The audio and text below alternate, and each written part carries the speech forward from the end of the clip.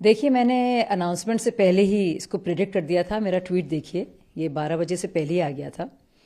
तो भगवंत मान जी ने, कॉमेडी किंग हैं खुद, लेकिन रुला दिया केजरीवाल को। आखिरकार उनको अमली जामा पहनाना पड़ा। और ये पूरी स्टंटबाजी जो करते हैं, जब कुछ समझ में नहीं आता है तो वो रेफरेंडम में चले जाते हैं। वो कहते हैं लाखों लोगों के फ़ोन आए हैं। अब कितने फ़ोन आए हैं, कहाँ से आए हैं? सच तो ये है कि बड़े गले की फांस बने हुए थे भगवंत मान। और एक मजबूरी के तौर पर खुद अरविंद ही नहीं मान रहे थे उनके नाम पर, इसीलिए तो इतना लंबा उनको इंतज़ार करना पड़ा। नहीं तो ये रेफरेंडम पहले कर लेते, किसने रोका था? आखिरी तक उनको रुकना क्यों पड़ा? तो खैर, अब भगवंत मान है।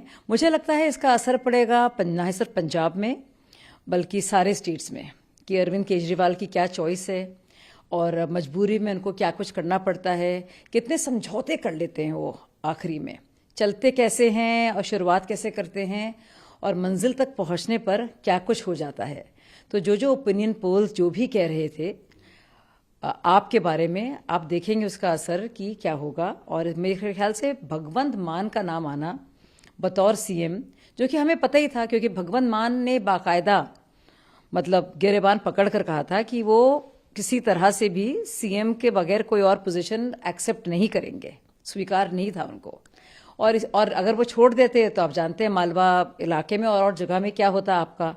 तो मजबूरन उन्होंने अमली जामा पहनाया, ये चुनावी स्टंट खेला, रेफरेंडम खेला, और उसका नतीजा हम जानते हैं।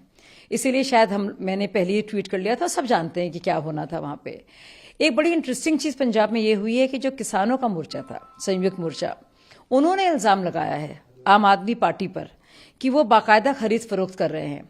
ये वही किसानों का मोर्चा है राजेवाल जी का, जो बहुत ही भाजपा के तो खिलाफ है ही बहुत ज़्यादा, लेकिन उनके केजरीवाल के जी के साथ साठगांठ थी।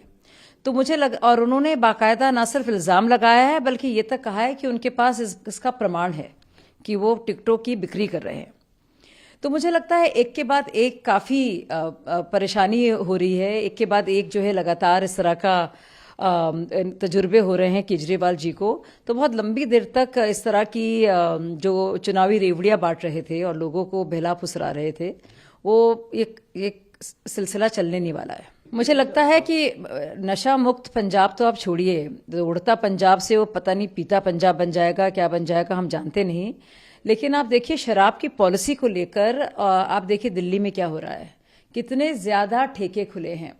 कोविड के दौरान जब इतनी महामारी थी, सिर्फ और सिर्फ राजस्व के लिए उन्होंने सबसे पहले शराब की दुकानें खोली। और यहाँ तक कि जो केंद्र सरकार जो पैसा बांट रही थी और राशन दे रही थी, उसमें वो उसको बंटवाने की उनको जल्दबाजी नहीं थी। यहाँ तक कि हाईकोर्ट ने बाकायदा फटकार लगाई दिल्ली सरकार को कि जो राशन आपको देना है गरीबों को कोविड में, जो बहुत बढ़ चढ़ के बोल रहे थे और कि केंद्र सरकार कुछ नहीं कर रही है, वो काम इन्होंने सही नहीं समझा, लेकिन ठेके पहले खोले। अब पूरी लिकर पॉलिसी बदल गई है, अब जगह जगह होगा, इन्होंने प्राइवेटाइज कर दिया पूरे मामलों को। आप भी जानते हैं लिकर पॉलिसी क्या है। तो अब ये काम इनका बाकायदा जो है शराब को ले गया हो गया है।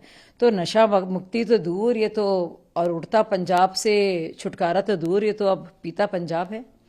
और भगवंत मान पुराने दोस्त रहे हैं, लेकिन हम सब जानते हैं कि एक पार्लियामेंट में उन्होंने क्या कुछ किया था, हम सब जानते हैं। बाकायदा पार्लियामेंट के अंदर जाते हुए उन्होंने तस्वीरें बनाई थी। ऐसा हमारा माशाल्लाह एक सांसद रहा है जो अब सीएम कैंडिडेट है। तो मतलब मुझे समझ में नहीं आ रहा क्या हो रहा है। और हम लोग आंतरिक सुरक्षा की बात करते हैं, ये हमारा, ये कमाल की बात है, मतलब क्या कुछ हो रहा है। मुझे यकीन नहीं आ रहा है। पर अब केजरीवाल जी जानते हैं कि खुद सब कुछ हर जगह नहीं हो सकते, रावण की तरह उनके इतने सर तो है नहीं। तो और यहाँ पे भगवंत मान जो है उनको कहीं जरा से लगा दिया लाइन पर। हाँ देखिए, और अरविंद केजरीवाल यही करें, लोगों पर जाएं और लोगों से पूछकर निर्णय लें। काश वो जब शराब के ठेके बढ़वा रहे थे और प्राइवेटाइज कर रहे थे, और दिल्ली में हर जगह जो ठेके नए नए खुल गए हैं, घरों के आसपास रिहायशी इलाकों में बढ़ गए हैं, काश उसको लेकर भी वो एक रेफरेंडम कर लेते।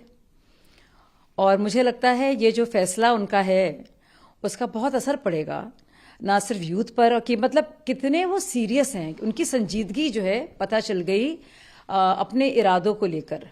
ना सिर्फ पंजाब को नशा मुक्त करने के लिए, और जो पंजाब के परिवार हैं, जो माएँ हैं, जो पिता हैं, जो परेशान हाल हैं, जो बेरोज़गार हैं, उनके प्रति उनकी क्या सोच है, तो ये है। तो और हम सब जानते हैं कि भगवत मान जी की एक कमज़ोरी है और एक दिक्कत है, उसका किसी को मजाक नहीं उड़ाना चाहिए। पर हाँ, सीएम कैंडिडेट अगर आप बना रहे हैं किसी को, तो सोच समझ कर करना चाहिए।